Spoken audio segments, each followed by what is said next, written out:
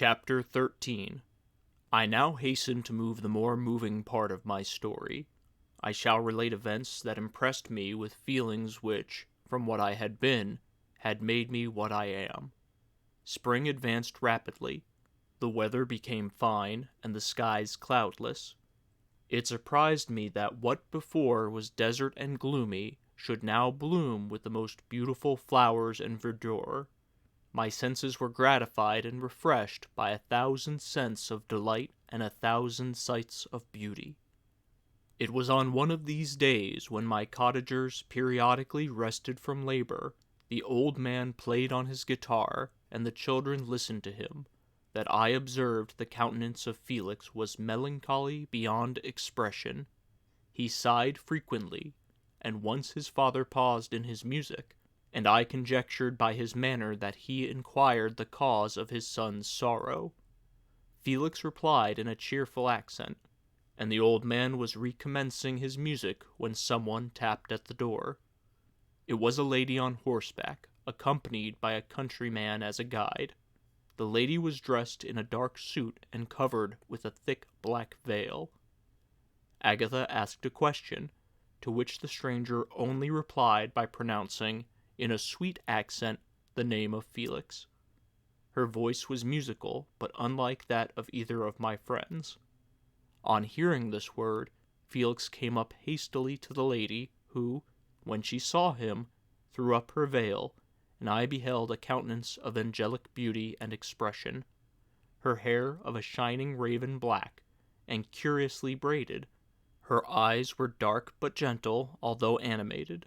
Her features of a regular proportion, and her complexion wondrously fair, each cheek tinged with a lovely pink.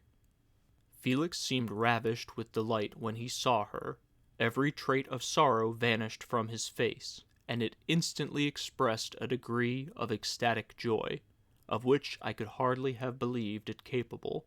His eyes sparkled, as his cheek flushed with pleasure, and at that moment I thought him as beautiful as the stranger. She appeared affected by different feelings. Wiping a few tears from her lovely eyes, she held out her hand to Felix, who kissed it rapturously, and called her, as well as I could distinguish, his sweet Arabian. She did not appear to understand him, but smiled. He assisted her to dismount, and dismissing her guide, conducted her into the cottage. Some conversation took place between him and his father, and the young stranger knelt at the old man's feet, and would have kissed his hand, but he raised her and embraced her affectionately. I soon perceived that although the stranger uttered articulate sounds and appeared to have a language of her own, she was neither understood by nor herself understood by the cottagers. They made many signs which I did not comprehend, but I saw that her presence diffused gladness through the cottage, dispelling their sorrow as the sun dissipates the morning mists. Felix seemed peculiarly happy, and with smiles of delight welcomed his Arabian.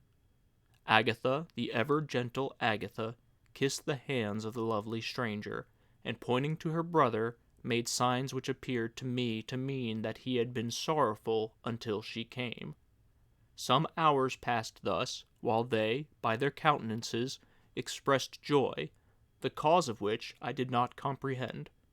Presently I found, by the frequent recurrence of some sound which the stranger repeated after them, that she was endeavoring to learn their language, and the idea instantly occurred to me that I should make some use of the same instructions to the same end. The stranger learned about 20 words at the first lesson. Most of them, indeed, were those which I had before understood, but I profited by the others.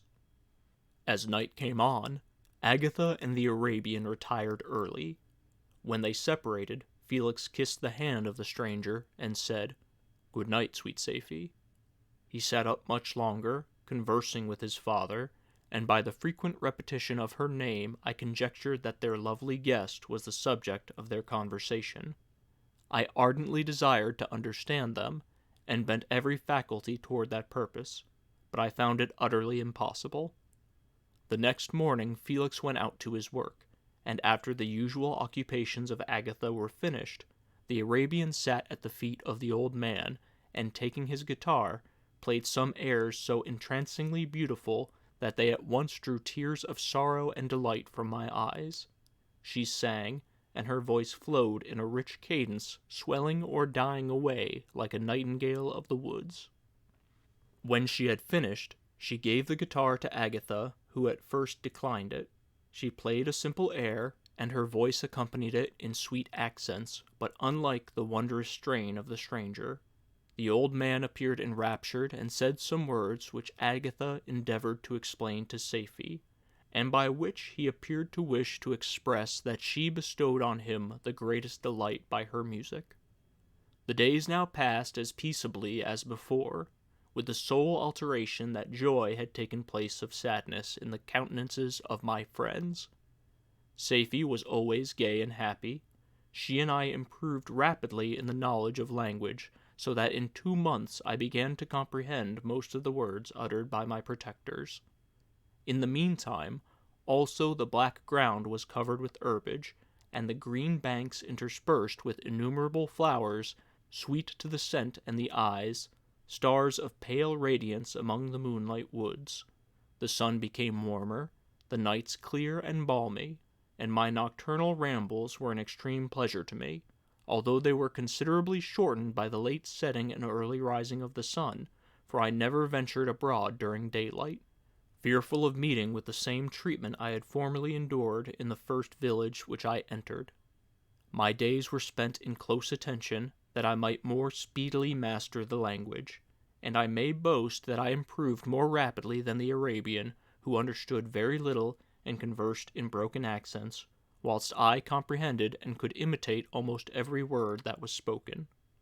While I improved in speech, I also learned the science of letters as it was taught to the stranger, and this opened before me a wide field for wonder and delight.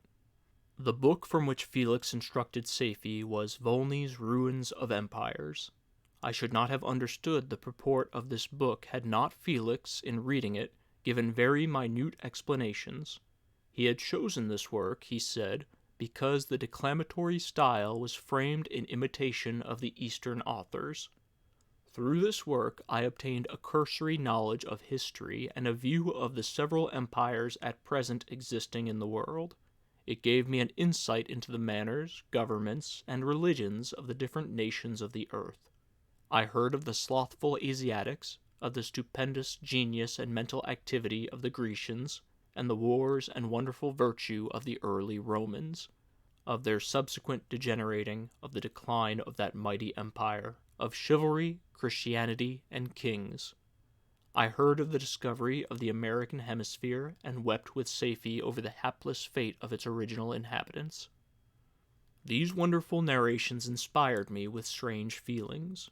Was man, indeed, at once so powerful, so virtuous and magnificent, yet so vicious and base?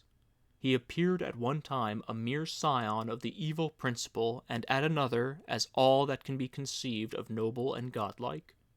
To be a great and virtuous man appeared the highest honor that can befall a sensitive being. To be base and vicious, as many on record have been, appeared the lowest degradation, a condition more abject than that of the blind mole or harmless worm. For a long time I could not conceive how one man could go forth to murder his fellow, or even why there were laws and governments, but when I heard details of vice and bloodshed, my wonder ceased, and I turned away with disgust and loathing. Every conversation of the cottagers now opened new wonders to me. While I listened to the instructions which Felix bestowed upon the Arabian, the strange system of human society was explained to me. I heard of the division of property, of immense wealth and squalid poverty, of rank, descent, and noble blood. The words induced me to turn toward myself. I learned that the possessions most esteemed by your fellow creatures were high and unsullied descent united with riches. A man might be respected with only one of these advantages, but without either he was considered, except in very rare instances, as a vagabond and a slave, doomed to waste his powers for the profits of the chosen few. And what was I? Of my creation and creator I was absolutely ignorant, but I knew that I possessed no money, no friends, no kind of property. I was, besides, endued with a figure hideously deformed and loathsome. I was not even of the same nature as man. I was more agile than they, and could subsist upon coarser diet. I bore the extremes of heat and cold with less injury to my frame. My stature far exceeded theirs. When I looked around, I saw and heard of none like me. I was then a monster, a blot upon the earth, from which all men fled, and whom all men disowned. Was I, then, a monster, a blot upon the earth, from which all men fled, and whom all men disowned? I cannot describe to you the agony that these reflections inflicted upon me. I tried to dispel them, but sorrow only increased with knowledge. Oh, that I had forever remained in my native wood, nor known nor felt beyond the sensations of hunger, thirst, and heat. Of what a strange nature is knowledge!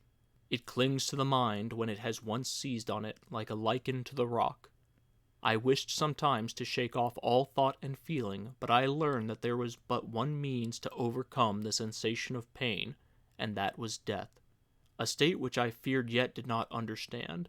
I admired virtue and good feelings, and loved the gentle manners and amiable qualities of my cottagers, but I was shut out from intercourse with them, except through means which I obtained by stealth, when I was unseen and unknown, and which rather increased than satisfied the desire I had of becoming one among my fellows. The gentle words of Agatha and the animated smiles of the charming Arabian were not for me. The mild exhortations of the old man and the lively conversation of the loved Felix were not for me. Miserable, unhappy wretch! Other lessons were impressed upon me even more deeply. I heard of the differences of sexes, and the birth and growth of children, how the father doted on the smiles of the infant, and the lively sallies of the older child, how all the life and cares of the mother were wrapped up in the precious charge, how the mind of youth expanded and gained knowledge of brother, sister, and all the various relationships which bind one human being in another in mutual bonds. But where were my friends and relations? No father had watched my infant days, no mother had blessed me with smiles and caresses, or if they had, all my past life was now a blot, a blind vacancy in which I distinguished nothing. From my earliest remembrance I had been as I then was in height and proportion. I had never yet seen a being resembling me, or who claimed any intercourse with me. What was I? The question again recurred, to be answered only with groans. I will soon explain to what these feelings tended, but allow me now to return to the cottagers, whose story excited in me such various feelings of indignation, delight, and wonder, but which all terminated in additional love and reverence for my protectors. For so I loved, in an innocent, half-painful self-deceit, to call them.